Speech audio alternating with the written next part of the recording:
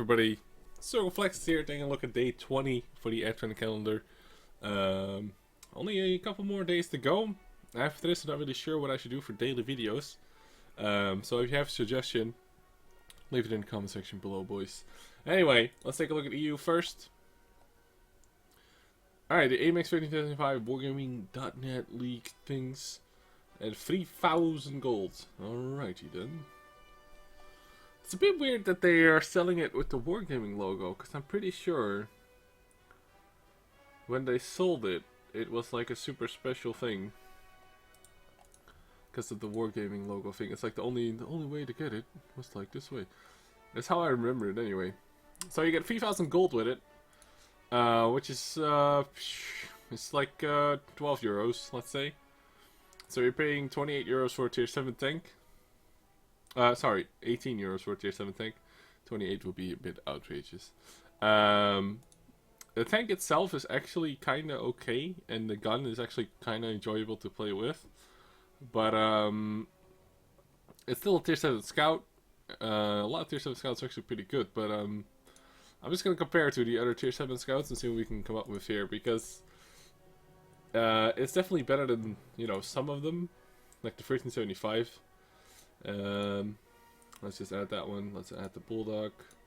Notoriously OP, the T71, awesome. Then we have the WZ and the 1375 GF. There's also a normal one without the Wargaming League that you can actually put camo on and stuff like that. So I think the advantage of this one is that it counts as having camo on every, like, summer, winter, stuff like that. So you don't have to buy that on the tank, which kind of saves you some money, credits or gold, which you can buy with both. So yeah, there you go. But if we compare it to everything else, so the DPM wise, actually not that bad at all. The penetration, however, is lacking quite a bit. 143 is actually just trash. And it does 90 damage per shot. It has 8 shots though. The Bulldog, why is this not... Well, let me just check this out real quick. It just needs to have the... Needs to have this gun, I do believe, yes. Because that has the autoloader with a clip size of 10. So DPM wise, it's actually surprisingly high. The problem is the stock pen is really bad, and if you take the APCR pen, it's 195. That's not gonna do much for you. Considering some of these things have the 210, so stuff like that.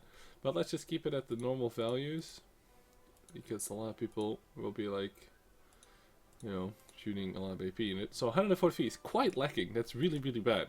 So the 1375, by the way, is, like, in my opinion, way worse than the 1357.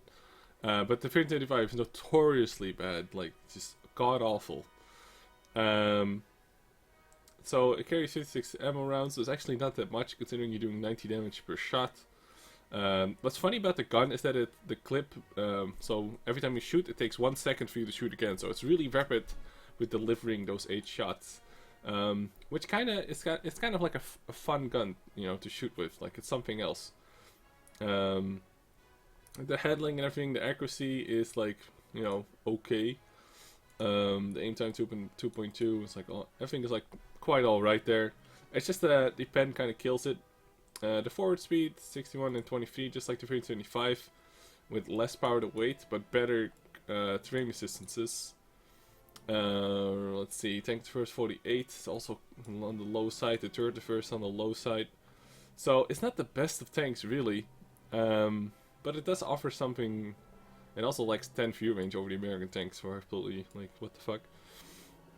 Like, we all know how good the American tanks are, but, you know. So, all in all, the 1357 is just pretty mediocre. And I personally feel like it's not really worthwhile to pick up. Because, like, what are you gonna train your crew for? 3090s? If you, like, I despise the 3090.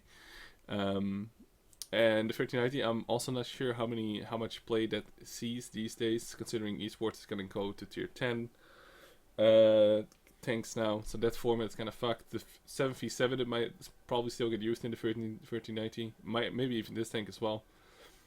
Like I said, the gun handling and everything, the gun is kind of cool, something different from all the other tier 7s. But is it worthwhile getting for 18 euros? I'm not sure about it.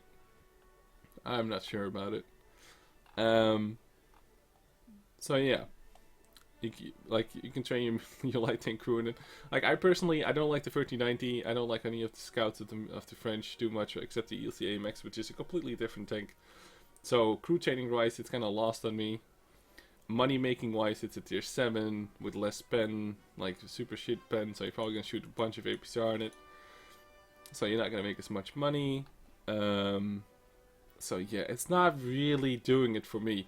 And I find it really odd that they're selling the 1325 like this.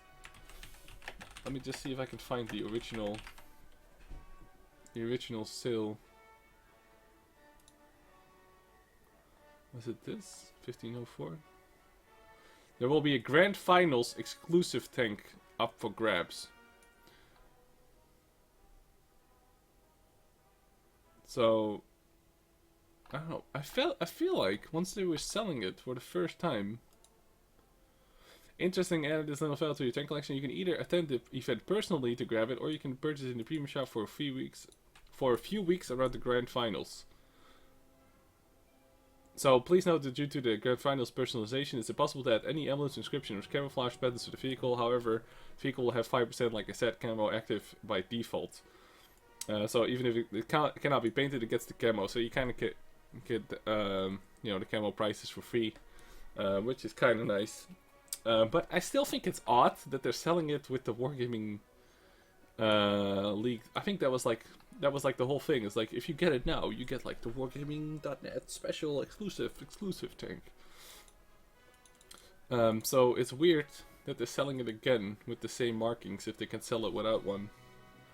I guess it's good for us though, because like we don't have to buy the camo for it. So yeah,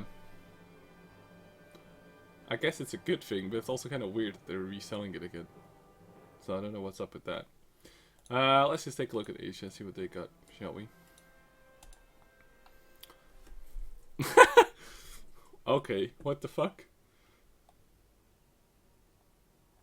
What?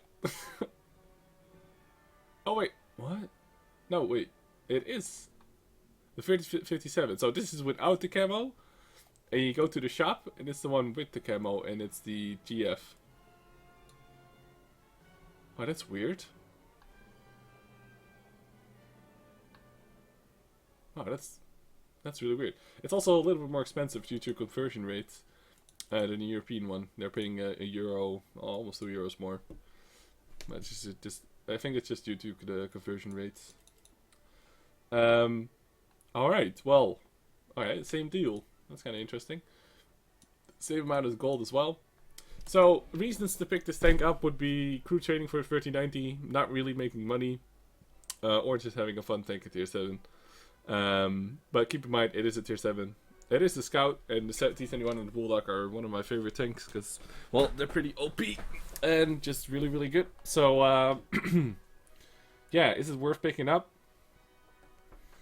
I'm not entirely convinced. I'd probably still buy like a CDC over this, but then again, some people might really like the French light tanks and really like the 1319s. And if you really like the 1390s, it's probably worthwhile picking up, getting an extra crew, XP, an extra daily in there. But really, for making money, not really. You know, so yeah, it is an okay deal, I suppose. Like $18 for tier 7. Or €18 for tier 7 is okay.